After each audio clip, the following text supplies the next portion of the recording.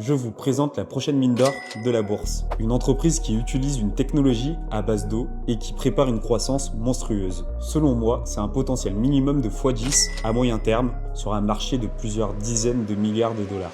Oubliez le recyclage traditionnel qui ne sait pas traiter les plastiques sales. Cette pépite, c'est Aduro Clean Technology.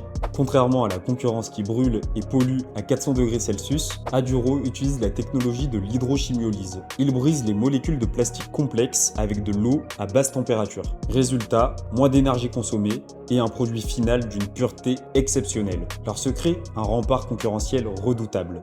Des géants comme Shell ou Total Energy leur envoient directement leurs déchets pour tester le procédé. Une fois que ces multinationales l'auront intégré dans leurs usines, le coût pour changer de fournisseur sera juste astronomique. Leur brevet donne un avantage concurrentiel très important. Et c'est précisément ce type d'entreprise qui crée les plus grosses fortunes en bourse. Des sociétés encore petites, encore ignorées, mais qui possèdent une technologie capable de changer toute une industrie.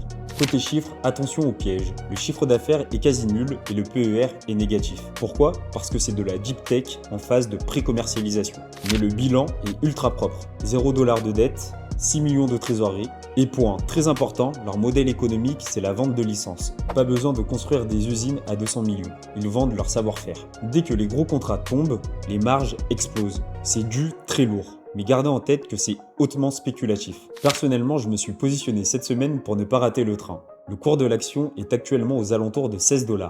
Dites-moi en commentaire si vous croyez au potentiel du recyclage chimique.